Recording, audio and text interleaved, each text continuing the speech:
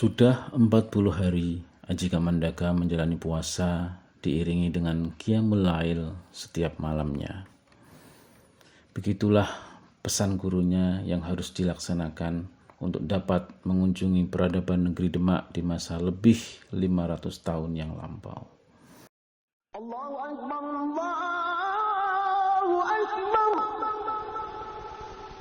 Allahu Akbar.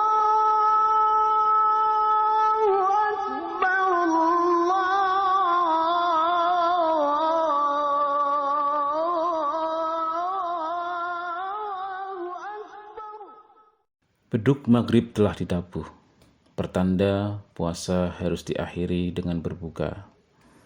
Kamandaka pun makan seadanya. Dilanjutkan dengan sholat maghrib. Allahu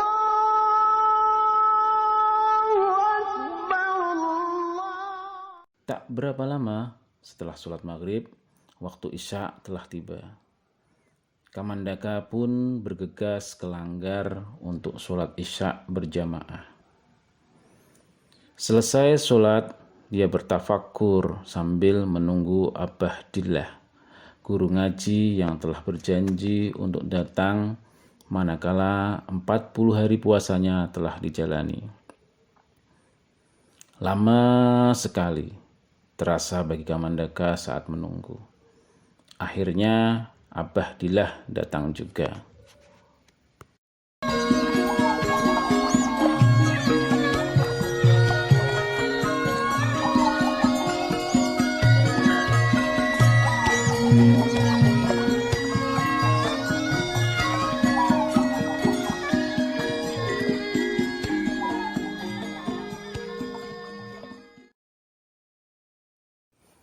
Assalamualaikum. Waalaikumsalam. Bagaimana kabarmu, Kamandaka? Alhamdulillah saya, Bah. Kamandaka, apakah kau menungguku atau menunggu untuk pergi ke negeri Demak di masa lampau? Dalam menunggu Abah, karena Abah telah berjanji akan datang hari ini. Apakah kau tidak ingin lagi atau tidak tertarik lagi untuk melihat Demak di masa lampau seperti keinginanmu waktu itu? Saya mau, tapi itu tidak lagi penting buat saya, Abah. Kenapa, Kamandaka? Kau telah bersusah payah puasa selama 40 hari. Abah, ternyata setelah 10 hari saya berpuasa, berat rasanya cobaan yang banyak datang waktu itu. Ingin rasanya saya berhenti berpuasa, tapi saya malu. Setelah 20 hari berpuasa, hati saya menjadi damai dan saya bisa merasakan nikmatnya puasa, sholat malam, dan tafakur, Abah. Setelah hampir 30 hari, banyak sekali hidayah yang saya terima. Itu memberi kesadaran tentang banyak hal yang pernah saya alami dan menjadi bekal pertimbangan bagi saya ketika berpikir dan merencanakan sesuatu. Abah, menjelang hari ke-40, saya sudah kehilangan keinginan apa-apa. Rasanya Allah telah memberikan banyak sekali nikmat dan kedamaian kepada saya. Bukankah damai itu yang kita inginkan, Abah? Sebagaimana kita menginginkan surga. Kan karena di surga Allah Subhanahu wa Ta'ala menjanjikan kenikmatan dan kedamaian. Abah, Bagi saya itu sudah sangat berharga. Dan saya tidak berani lagi berangan-angan yang tidak lumrah. Maafkan saya, Abah. Hehehehe. Yo. Kau sudah menjadi lebih bijaksana, Kamandaka. Ketahuilah, Kamandaka, aku pun sesungguhnya tidak layak menjanjikanmu untuk berkunjung ke negeri Demak waktu lampau, karena aku tidak memiliki kemampuan untuk itu. Hanya ridho Allah lah yang bisa membukakan pintu waktu. Kamandaka, kau telah ikhlas menjalani 40 hari puasamu. Mudah-mudahan Allah menjadi kasihan, suka, dan lilo kepadamu. Marilah kita berdoa, memohon kepada Allah Subhanahu wa Ta'ala untuk mengizinkan kita melihat negeri Demak waktu itu.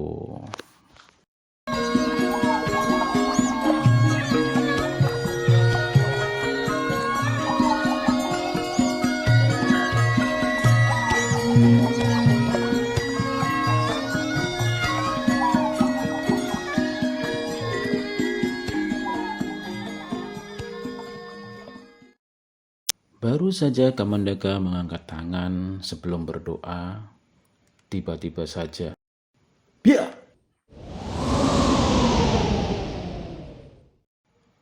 Kamandaka melihat situasi yang lain. Seakan dia melayang ke angkasa, melihat ke bawah. Samar-samar dalam kegelapan malam, dengan sedikit sinar dari bulan purnama, terlihat rumah-rumah panggung penduduk yang sangat sederhana, tertata dengan rapi. Bergerak ke arah barat, tampak sebuah bangunan besar dan tinggi yang dikelilingi oleh banyak sekali kayu-kayu nisan, dihiasi oleh beberapa pohon kelapa yang menjuntai. Benar-benar tatanan kesederhanaan yang eksotis. Tiba-tiba Abah Dilah berdehem, mengagetkan Kamandaka dan menghentikannya dari suasana takjub.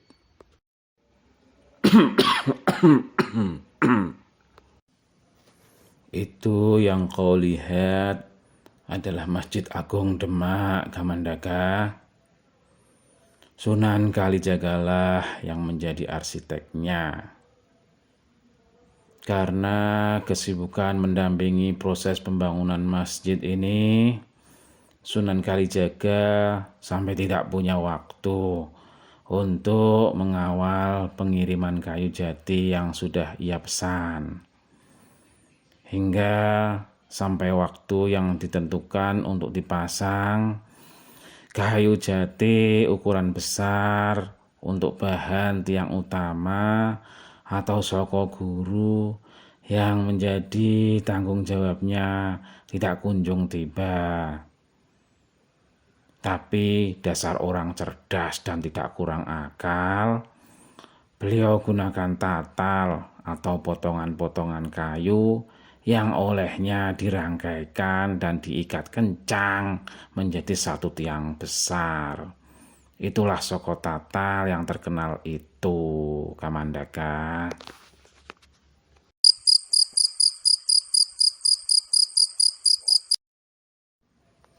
Mata Aji Kamandaka kemudian bergerak ke arah utara. Tampak olehnya sebuah sungai besar yang di tepiannya terdapat beberapa rakit penyeberangan dan perahu. Sungai yang melintasi tempat ini adalah Kali Tuntang yang dulu sangat masyhur, Kamandaka. Dahulu Jaka Tingkir alias Mas Kerebet menyusuri sungai ini dengan rakitnya dari daerah Tingkir di Salatiga untuk sampai ke ibu kota Kesultanan Demak Bintoro. Waktu itu masih banyak sekali buaya dan binatang buas, Kamandaka. Sungai sangat penting pada masa itu, Kamandaka. Selain untuk pengairan sawah, juga memiliki fungsi untuk transportasi bagi orang dan barang. Apalagi untuk barang-barang yang berat bobotnya, seperti kayu bahan bangunan. Mata Kamandaka kembali ke arah masjid. Di sebelah utara Masjid Agung, seberang Kali Tuntang, terdapat kompleks dengan rumah-rumah yang sederhana. Kamandaka, itu adalah kampung Marbotan. Disinilah tempat tinggal para marbot atau pengurus masjid.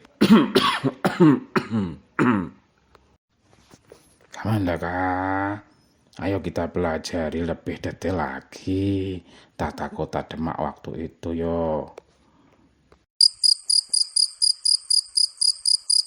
Ibu kota Demak waktu dulu tidaklah besar. Mungkin hanya seukuran 3 atau 4 desa. Sangat ringkas. Ibu kota ini dilintasi oleh sungai besar, yaitu Kali Tuntang, dengan lintasan melengkung dengan arah dari selatan ke arah barat. Di sebelah barat terdapat bangunan masjid besar khas arsitektur Sunan Kalijaga. Sebelah utara masjid terdapat kompleks yang kita lihat tadi, yaitu Marbotan. Sampai sekarang namanya masih digunakan sebagai toponim Kampung Marbotan. Di sebelah masjid terdapat kompleks permukiman lagi. Yang ini lebih mentereng, Kamandaka.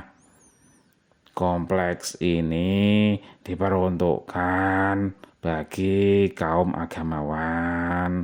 Kompleks ini disebut Kauman.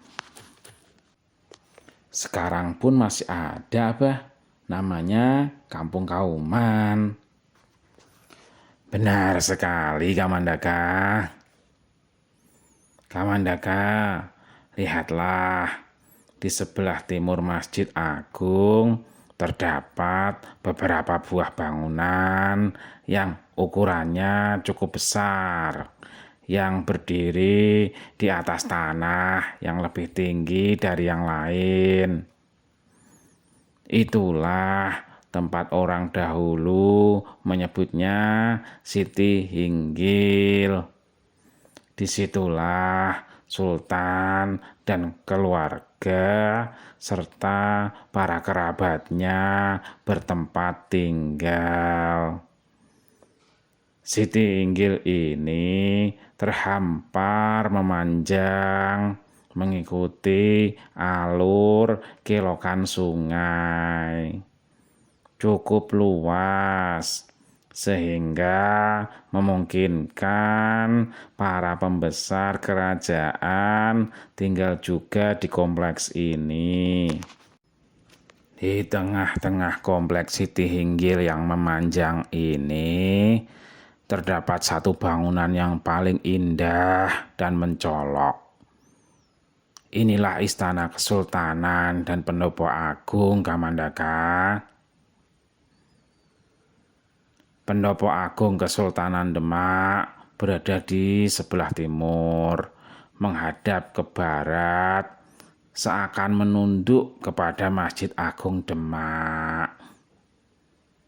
Mungkin ini adalah kiasan filosofis bahwa Sultan Demak patuh pada arahan para agamawan, yaitu para wali yang terhimpun dalam Dewan Wali Songo. Pada masa itu, Sultan Fatah memang dipilih oleh Wali Songo untuk memimpin negara baru yang berpondasikan ajaran-ajaran Islam. Sehingga sudah sepatutnya Sultan mengikuti arahan Wali Songo. Lihatlah Kamandaka, antara Pendopo Agung dan Masjid Agung terdapat lapangan kosong.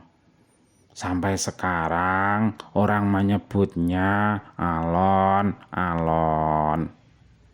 Inilah tempat di mana orang diharapkan melangkah perlahan, mempersiapkan pikiran dan hatinya agar khusyuk ketika melakukan sholat di masjid. Atau mungkin siapapun yang berkendara di sekitar wilayah ini harus berkendara dengan pelan untuk menghormati masjid dan Pendopo Agung. Kamandaka, di seberang sungai di belakang Siti Hinggil terdapat beberapa kompleks bangunan yang sangat ramai. Mari kita telusuri dari sisi paling utara. Di kompleks bangunan paling utara ini terdapat banyak para lelaki sedang melakukan pekerjaan pertukangan. Ada yang sedang membuat perabot rumah tangga, bangunan, dan rumah tinggal dari kayu yang bisa diangkat pindahkan. Tampaknya kompleks ini merupakan pusat kegiatan yang khusus diperuntukkan bagi para tukang. Suatu lembaga yang mengurusi hal pertukangan. Kalau sekarang mungkin namanya Kementerian Pekerjaan Umum. Sampai sekarang kompleks ini disebut Kampung Tukangan. Di sebelah tukangan bisa kamu lihat banyak sekali orang yang sedang membenahi jala penangkap ikan dan membuat perahu. Mungkin karena itulah kompleks ini dinamakan penjalan, yang artinya berkaitan dengan laut. Disinilah Punggawa Kesultanan Demak yang bertugas mengurusi sektor kelautan bertempat, seperti Kementerian Perikanan dan Kelautan kalau sekarang. Sekarang juga masih ada kampung penjalan, Bah. Ya, benar, Kamandaka. Di sebelah penjalan terdapat kompleks yang lebih besar. Sekarang ini orang menyebutnya dengan nama Kampung Tirtoyudan, yang artinya tentara air. Pantaslah, memang kampung ini merupakan kompleks markas Punggawa Angkatan Laut Negeri Demak. Disinilah strategi dan kebijakan ketentaraan laut dibahas oleh para punggawa laut dan laksamana. Di sebelah Tirtoyudan, engkau bisa lihat ada kompleks dengan beberapa bangunan pendopo dan joglo. Di dalamnya ada sejumlah orang sedang menari, nyinden, dan memainkan gamelan. Tempat ini sekarang disebut Kampung Kembangan. Mungkin karena disinilah kementerian atau departemen yang mengampu tentang seni dan kebudayaan. Tempat di mana orang berlatih seni, tari, tetembangan, dan gamelan. Ayo kita lihat di sebelah selatan Kembangan. Di sini terdapat satu jalan besar. Di sisi kanan kiri jalan terdapat kompleks asrama tentara. Ada banyak sekali prajurit yang sedang berlatih ilmu silat dan kemiliteran. Kompleks ini bernama Yudo Menggalan, Kamandaka. Yudo Menggalan berasal dari kata yudo yang artinya tentara dan manggolo artinya petinggi tentara. Mungkin maksudnya seperti markas besar Tentara Angkatan Darat Negeri Demak. Di sebelah Yudo Menggalan terdapat sebuah kompleks yang agak unik, Kamandaka. Di bagian depan kompleks ini, tepat di tengah jalan yang bercabang, terdapat sebuah langgar dari kayu jati yang berdiri di atas balok buton besar yang terbuat dari batu bata dan pasir. Baik atap dan lantai langgar ini lebih tinggi dibanding bangunan lainnya. Di kompleks ini lebih banyak orang yang memakai sarung. Juga banyak anak-anak dan remaja yang sedang belajar dan mengaji. Tampaknya kompleks ini dipergunakan oleh para pendidik dan siswa semacam sekolah atau perguruan. Sekarang tempat ini disebut Kampung Beguron atau Peguron yang artinya tempat para guru atau tempat berguru. Mungkin semacam departemen pendidikan negeri Demak. Setelah Beguron, di kompleks berikutnya tampak ada bangunan seperti gudang dan beberapa bangunan yang di dalamnya terdapat tanur logam. Di dalam gudang banyak sekali terdapat persenjataan perang dan alat-alat dari logam. Mungkin di sini adalah kompleks negara Demak yang mengurusi persenjataan. Sangat cocok bila sampai sekarang tempat ini bernama Kampung Pandean, yang artinya tempat tukang membuat gaman atau senjata. Kamandaka, kita sekarang sudah sampai di ujung kompleks. Di kompleks ujung selatan ini terdapat banyak sekali gudang beras. Di samping itu juga ada aktivitas memasak dilakukan oleh ibu-ibu. Mereka tampaknya sedang mempersiapkan perbekalan makan dalam jumlah besar. Mungkin untuk sajian Punggawa Demak dan para tentara. Sekarang ini kompleks ini disebut Kampung Sempal Wadak, yang artinya bagian dari perut. Mungkin istilah gampangnya sekarang seperti departemen urusan logistik.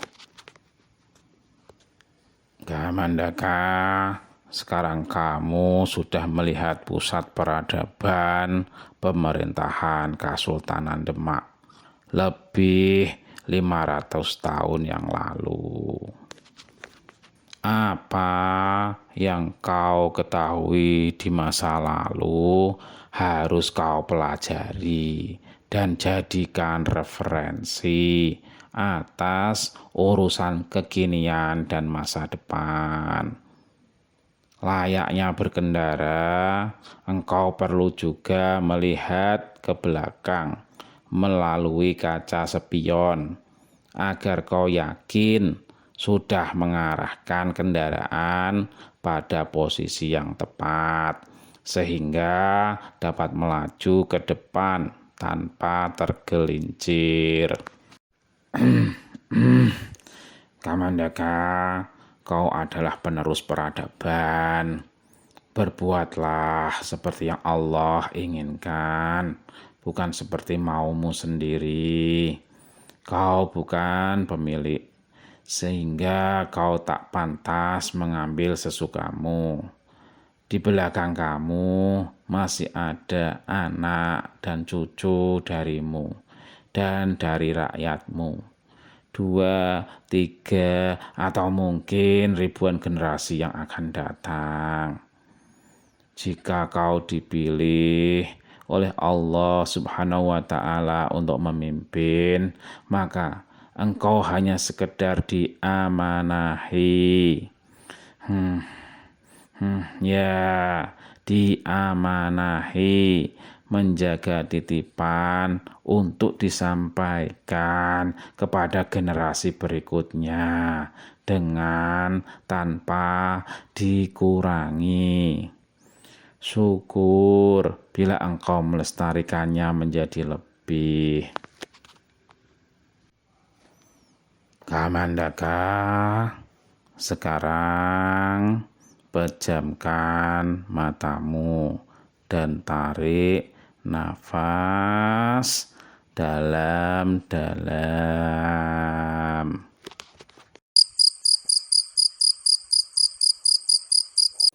Kamandaka pun mengikuti instruksi Abah Dillah.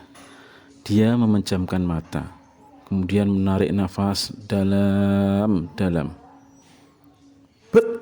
Tiba-tiba Kamandaka terhentak. Setengah tersadar, dia melihat tubuhnya sedang terbaring di langgar, tempat biasanya dia sholat. Sementara itu, ditengoknya ke kanan dan ke kiri. Abah Dillah sudah tidak tampak lagi.